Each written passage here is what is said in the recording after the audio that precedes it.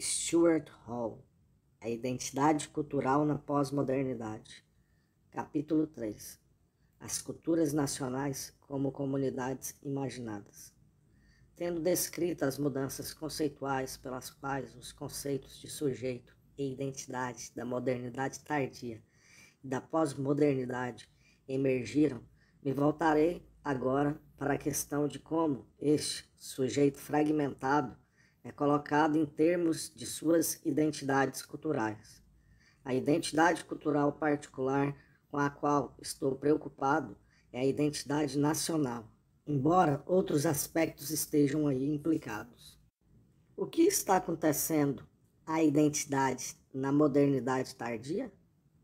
Especificamente, como as identidades culturais nacionais estão sendo afetadas ou deslocadas pelo processo de globalização? No mundo moderno, as culturas nacionais em que nascemos se constituem em uma das principais fontes de identidade cultural. Ao nos definirmos, algumas vezes dizemos que somos ingleses, ou gauleses, ou indianos, ou jamaicanos. Obviamente, ao fazer isso, estamos falando de forma metafórica. Essas identidades não estão literalmente impressas em nossos genes. Entretanto, nós efetivamente pensamos nelas como se fossem parte de nossa natureza essencial. O filósofo conservador Roger Scruton argumenta que, abre aspas, a condição de homem exige que o indivíduo, embora exista e haja como ser autônomo, faça isso somente porque ele pode primeiramente identificar a si mesmo como algo mais amplo, como um membro de uma sociedade, grupo, classe, estado ou nação, de algum arranjo ao qual ele pode até não dar um nome, mas que ele reconhece instintivamente como seu lar. Fecha aspas, Scruton, 1986. Ernest Gellner, a partir de uma posição mais liberal, também acredita que sem um sentimento de identificação nacional, o sujeito moderno experimentaria um profundo sentimento de perda subjetiva. Abre aspas, a ideia de um homem sem uma nação parece impor uma grande tensão à imaginação moderna. Um homem deve ter uma nacionalidade, assim como deve ter um nariz e duas orelhas. Tudo isso parece óbvio, embora, sinto, não seja verdade, mas que isso viesse a parecer tão obviamente verdadeiro é, de fato, um aspecto talvez o mais central do problema do nacionalismo. Ter uma nação que não é um atributo inerente da humanidade, mas aparece agora como tal. Fecha aspas, Gellner, 1983. O argumento que estarei considerando aqui é que, na verdade, as identidades nacionais não são coisas com as quais nós nascemos, mas são formadas e transformadas no interior da representação. Nós só sabemos o que significa ser inglês devido ao modo como a inglesidade, Englishness, veio a ser representada como um conjunto de significados pela cultura nacional inglesa. Segue-se que a nação não é apenas uma entidade política, mas algo que produz sentidos, um sistema de representação cultural. As pessoas não são apenas cidadãos, cidadãs legais de uma nação, elas participam da ideia da nação tal como representada em sua cultura nacional. Uma nação é uma comunidade simbólica e é isso que explica seu, abre aspas, poder para gerar um sentimento de identidade e lealdade, fecha aspas, Schwartz, 1986. As culturas nacionais são uma forma distintivamente moderna. A lealdade e a identificação que, numa era pré-moderna ou em sociedades mais tradicionais, eram dadas à tribo, ao povo, à religião e à região, foram transferidas gradualmente nas sociedades ocidentais à cultura nacional. As diferenças regionais e étnicas foram gradualmente sendo colocadas de forma subordinada sobre aquilo que Gellner chama de teto político do Estado-nação, que se tornou, assim, uma fonte poderosa de significados para as identidades culturais modernas. A formação de uma cultura nacional contribuiu para criar padrões de alfabetização universais, generalizou uma única língua vernacular como meio dominante de comunicação em toda a nação, criou uma cultura homogênea e manteve instituições culturais nacionais, como, por exemplo, o Sistema Educacional Nacional. Dessa e de outras formas, a cultura nacional se tornou uma característica-chave da industrialização e um dispositivo da modernidade. Não obstante, há outros aspectos de uma cultura nacional que a empurram numa direção diferente, trazendo à tona o que Homi-Bhabha chama de, abre aspas, a ambivalência particular que assombra a ideia da nação, fecha aspas, Bhabha, 1990. Algumas dessas ambiguidades são exploradas no capítulo 4. Na próxima sessão, discutirei como a cultura nacional funciona como um sistema de representação. Na sessão seguinte, discutirei se as identidades nacionais são realmente tão unificadas e tão homogêneas como representam ser. Apenas quando essas duas questões tiverem sido respondidas é que poderemos considerar adequadamente o argumento de que as identidades nacionais foram uma vez centradas, coerentes e inteiras, mas que estão sendo agora deslocadas pelos processos de globalização. 1. Narrando a nação, uma comunidade imaginada. As culturas nacionais são compostas não apenas de instituições culturais, mas também de símbolos e representações. Uma cultura nacional é um discurso, um modo de construir sentidos que influencia e organiza tanto nossas ações quanto a concepção que temos de nós mesmos. Veja Penguin Dictionary of Sociology, Verbete Discourse. As culturas nacionais, ao produzir sentidos sobre a nação, sentidos com os quais podemos nos identificar, constroem identidades. Esses sentidos estão contidos nas histórias que são contadas sobre a nação, memórias que conectam seu presente com seu passado e imagens que delas são construídas. Como argumentou Benedict Anderson, em 1983, a identidade nacional é uma comunidade imaginada. Anderson argumenta que as diferenças entre as nações residem nas formas diferentes pelas quais elas são imaginadas. Ou, como disse aquele grande patriota britânico, Enoch Powell, abre aspas, a vida das nações, da mesma forma que a dos homens, é vivida, em grande parte, na imaginação, fecha aspas, Powell, 1969. Mas como é imaginada a nação moderna? Que estratégias representacionais são acionadas para construir nosso senso comum sobre o pertencimento ou sobre a identidade nacional? Quais são as representações, digamos, de Inglaterra, que dominam as identificações e definem as identidades do povo inglês? As nações, observou Homi-Bhabha, abre aspas, tais como as narrativas, perdem suas origens nos mitos do tempo e efetivam plenamente seus horizontes apenas nos olhos da mente, fecha aspas, Bhabha, 1990. Como é contada a narrativa da cultura nacional? Dos muitos aspectos que uma resposta abrangente à questão incluiria, selecionei 5 elementos principais. Primeiro, em primeiro lugar, há a narrativa da nação, tal como é contada e recontada nas histórias e nas literaturas nacionais, na mídia e na cultura popular. Essas fornecem uma série de histórias, imagens, panoramas, cenários, eventos históricos, símbolos e rituais nacionais que simbolizam ou representam as experiências partilhadas, as perdas, os triunfos e os desastres que dão sentido à nação.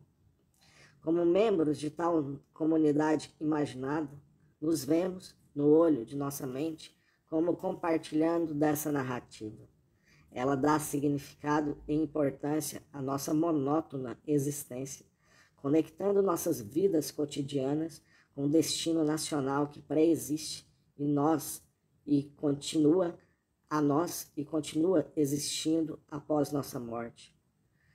Desde a imagem de uma verde e agradável terra inglesa, com seu doce e tranquilo interior, com seus chalés de treliças e jardins campestres, abre aspas, a Ilha Coroada, fecha aspas, de Shakespeare, até as cerimônias públicas, o discurso da inglesidade, Englishness, representa o que a Inglaterra é, dá sentido à identidade de ser inglês e fixa a Inglaterra como um foco de identificação nos corações ingleses e anglófilos, como observa Bill Schwartz. Abre aspas. Essas coisas formam a trama que nos prende invisivelmente ao passado. Do mesmo modo que o nacionalismo inglês é negado, assim também é sua turbulenta e contestada história. O que ganhamos, ao invés disso, é uma ênfase na tradição e na herança, acima de tudo na continuidade, de forma que nossa cultura política presente é vista como o florescimento de uma longa e orgânica evolução. Fecha aspas, Schwartz, 1986. Em segundo lugar, há a ênfase nas origens, na continuidade, na tradição e na intemporalidade. A identidade nacional é representada como primordial, abre aspas, está lá, na verdadeira natureza das coisas, fecha aspas. Algumas vezes adormecida, mas sempre pronta para ser acordada de sua longa, persistente e misteriosa sonolência, para resumir sua inquebrantável existência. Gellner, 1983. Os elementos essenciais do caráter nacional permanecem imutáveis, apesar de todas as vicissitudes da história. Está lá desde o nascimento, unificado e contínuo, imutável ao longo de todas as mudanças, eterno. A senhora Thatcher observou, na época da Guerra das Malvinas, que havia algumas pessoas, abre aspas, que pensavam que nós não poderíamos mais fazer grandes coisas que uma vez havíamos feito, que a Grã-Bretanha não era mais a nação que tinha construído um império e dominado 1/4 do mundo. Bem, eles estavam errados. A Grã-Bretanha não mudou. Fecha aspas, citado em Barney, 1982. Uma terceira estratégia discursiva é constituída por aquilo que Hobsbawm e Ranger chamam de invenção da tradição. Abre aspas, tradições que parecem ou alegam ser antigas, são muitas vezes de origem bastante recente e algumas vezes inventadas. Tradição inventada significa um conjunto de práticas de natureza ritual ou simbólica que buscam inculcar certos valores e normas de comportamentos através da repetição, a qual automaticamente implica continuidade com um passado histórico adequado. Fecha aspas. Por exemplo, abre aspas, nada parece ser mais antigo e vinculado ao passado imemorial do que a pompa que rodeia a monarquia britânica e suas manifestações cerimoniais públicas. No entanto, na sua forma moderna, ela é o produto final do século XIX e XX. Fecha aspas. Hobsbawm e Ranger, 1983. Um quarto exemplo de narrativa da cultura nacional é a do mito fundacional, uma história que localiza a origem da nação, do povo e de seu caráter nacional num passado tão distante que eles se perdem nas brumas do tempo, não do tempo real, mas de um tempo mítico. Tradições inventadas tornam as confusões e os desastres da história inteligíveis, transformando a desordem em comunidade. Por exemplo, a Blitz, ou a evacuação durante a Segunda Grande Guerra, e desastres em triunfos, por exemplo, Dunkerque.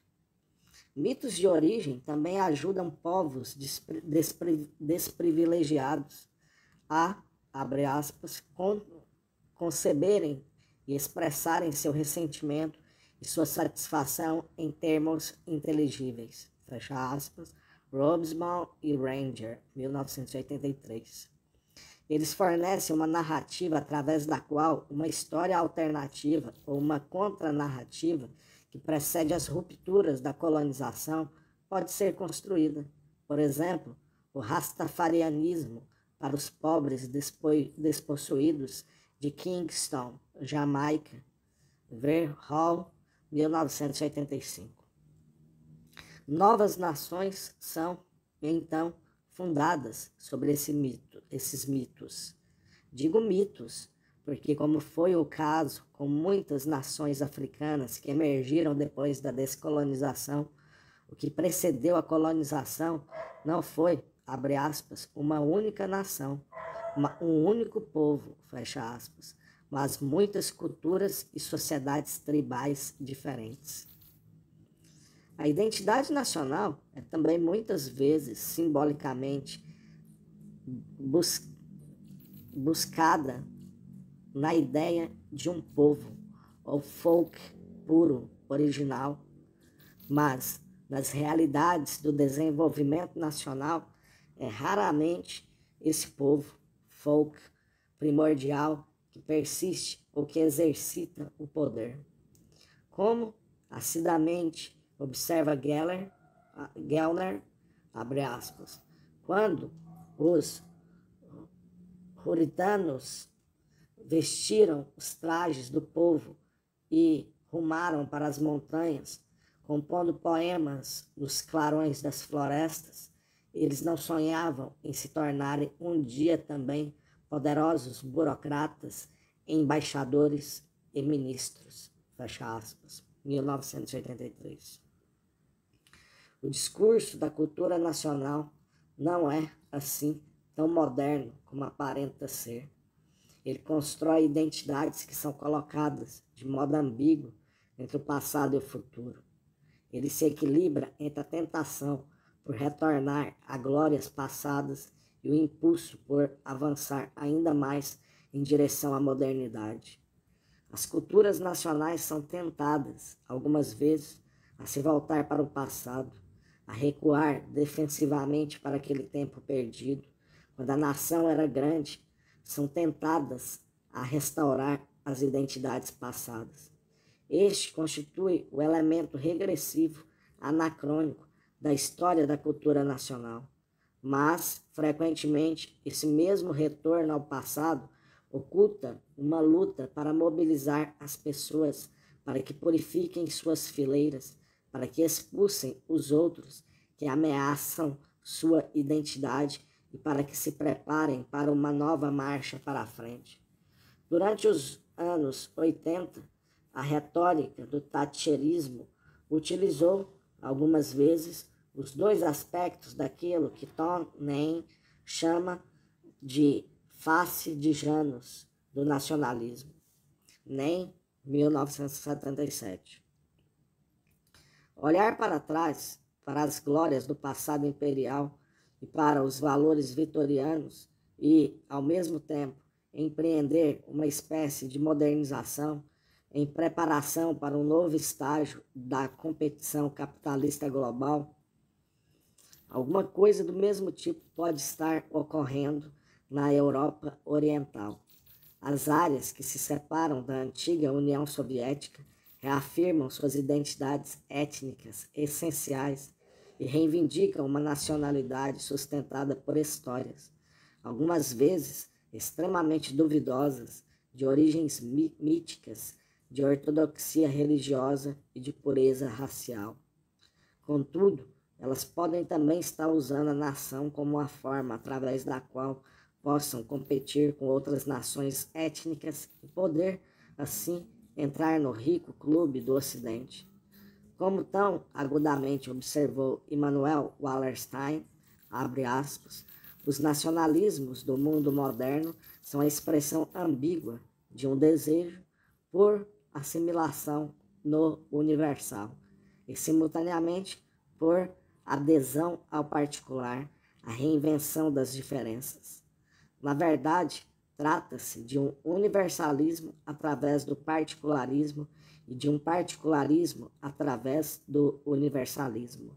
Fecha aspas. Wallerstein, 1984. 2. Desconstruindo a cultura nacional, identidade e diferença. A sessão anterior discutiu como a cultura nacional atua como uma fonte de significados culturais, um foco de identificação e um sistema de representação.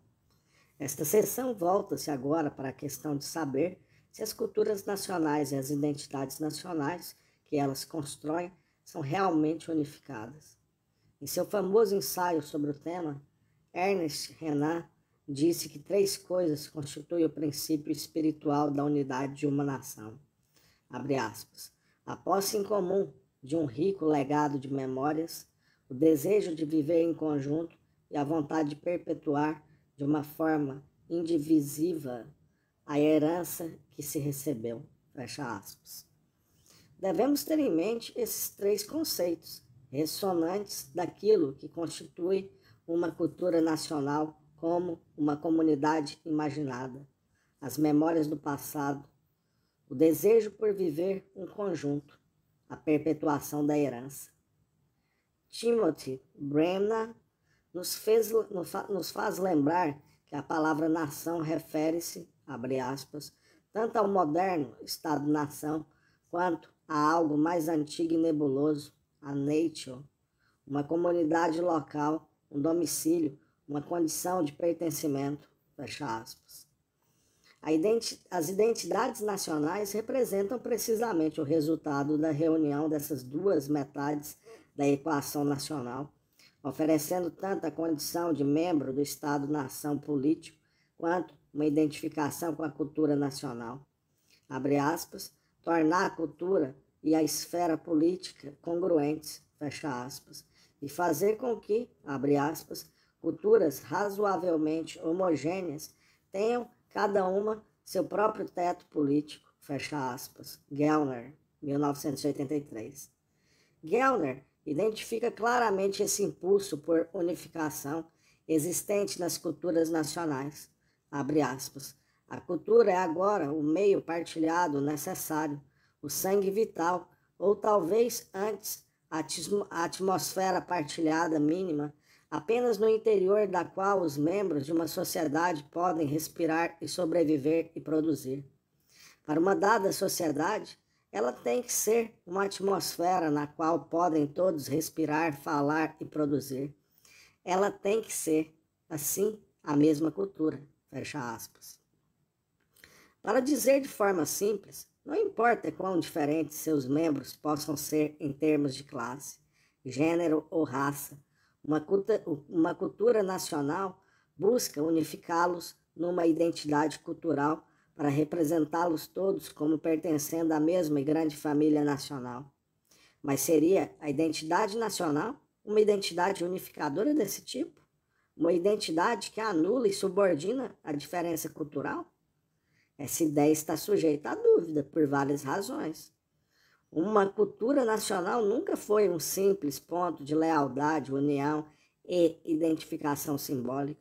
Ela é também uma estrutura de poder cultural. Consideremos os seguintes pontos. Primeiro, a maioria das nações consiste de culturas separadas que só foram unificadas por um longo processo de conquista violenta, isto é, pela supressão forçada da diferença cultural. O povo britânico é constituído por uma série desse tipo de conquistas, céltica, romana, saxônica, viking e normanda. Ao longo de toda a Europa, essa história se repete ad nauseam. Cada conquista subjugou novos conquistados e suas culturas, costumes, línguas e tradições, e tentou impor uma hegemonia cultural mais unificada. Como observou Ernest Renan, esses começos violentos que se colocam nas origens das nações modernas têm, primeiro, que ser esquecidos, antes que se comece a forjar a lealdade como identidade nacional mais unificada, mais homogênea. Assim, a cultura britânica não consiste de uma parceria igual entre as culturas componentes do Reino Unido, mas da hegemonia efetiva da cultura inglesa, localizada no Sul, que se representa a si própria como a cultura britânica essencial, por cima das culturas escocesas, galesas e irlandesas, e, na verdade, por cima de outras culturas regionais.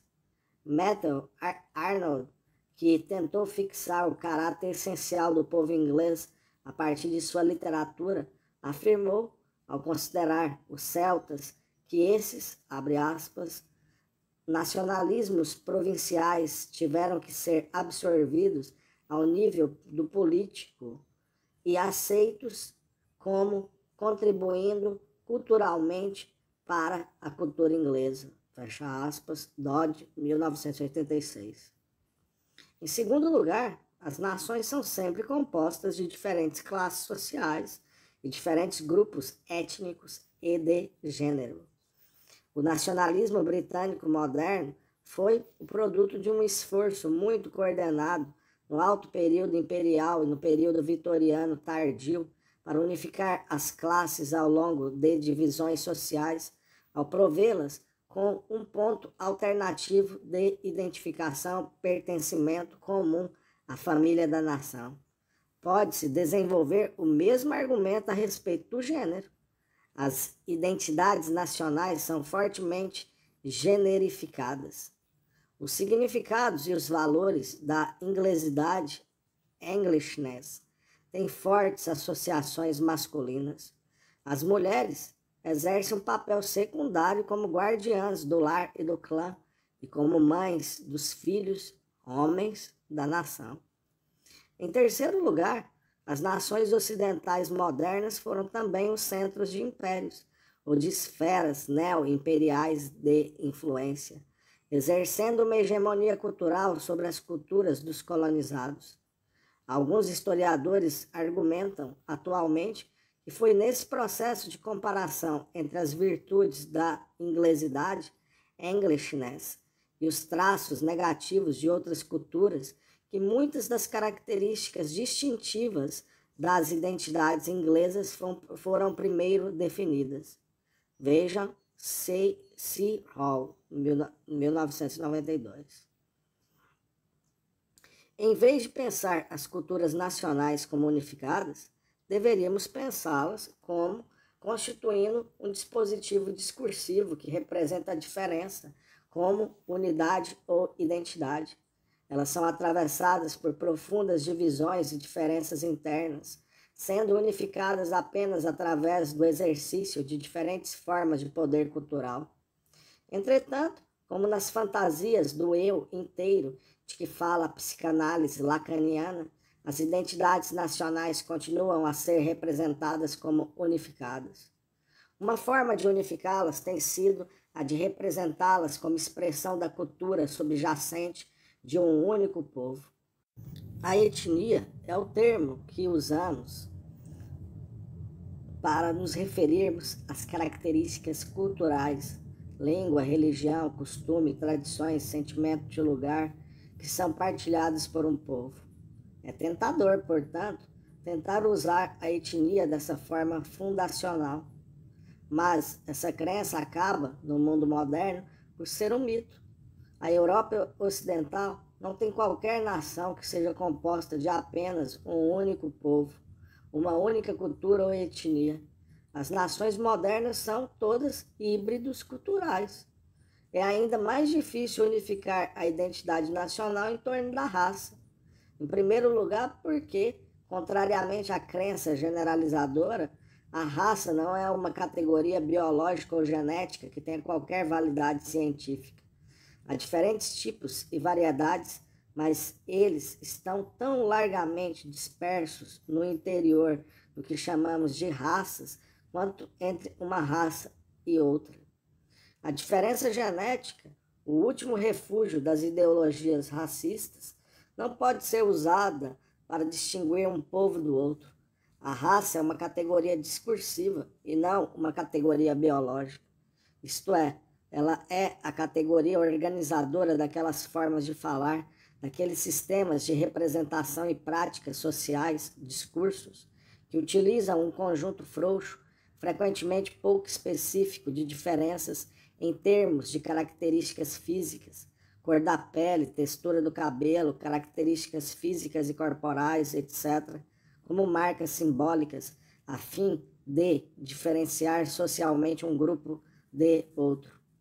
Naturalmente, o caráter não científico do termo raça não afeta o modo como a lógica, abre aspas, racial e os quadros de referência raciais são articulados e acionados, assim como não anula suas consequências, fecha aspas, Donald E. Ratanzi, 1992. Nos últimos anos, as noções biológicas sobre raça, entendida como constituída de espécies distintas, noções que subjaziam a formas extremas da ideologia e do discurso nacionalista em períodos anteriores, o eugenismo vitoriano, as teorias europeias sobre raça, o fascismo, têm sido substituídas por definições culturais, as quais possibilitam que a raça desempenhe um papel importante nos discursos sobre nação e identidade nacional. Paul Giraud tem analisado as ligações entre, de um lado, o racismo cultural e a ideia de raça, e de outro, as ideias de nação, nacionalismo e pertencimento nacional. Abre aspas. Enfrentamos, de forma crescente, um racismo que evita ser reconhecido como tal, porque é capaz de alinhar raça com nacionalidade, patriotismo e nacionalismo. Um racismo que tomou uma distância necessária das grosseiras ideias de inferioridade e superioridade biológica. Busca, agora, apresentar uma definição imaginária da nação como uma comunidade cultural unificada. Ele constrói e defende uma imagem de cultura nacional, homogênea na sua branquidade, embora precária e eternamente vulnerável ao ataque dos inimigos internos e externos. Este é um racismo que responde à turbulência social e política da crise e à administração da crise através da restauração da grandeza nacional na imaginação. Sua construção onírica de nossa ilha coroada como etnicamente purificada propicia um especial conforto contra as devastações do declínio nacional. Fecha aspas, Giraud, 1992. Mas mesmo quando o conceito de raça é usado dessa forma discursiva mais ampla, as nações modernas teimosamente se recusam a ser determinadas por elas. Como observou Renan, abre aspas, as nações líderes da Europa são nações de sangue essencialmente misto. A França é, ao mesmo tempo, céltica, ibérica e germânica. A Alemanha é germânica, céltica e eslava. A Itália é o país onde gauleses, etruscos, pelagianos e gregos, para não mencionar outros, se intersectam numa mistura indecifrável.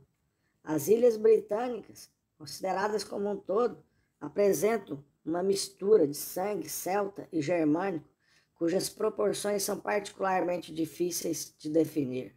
Fecha aspas, Renan, 1990. E essas são misturas relativamente simples, se comparadas com as encontradas na Europa Central e Oriental.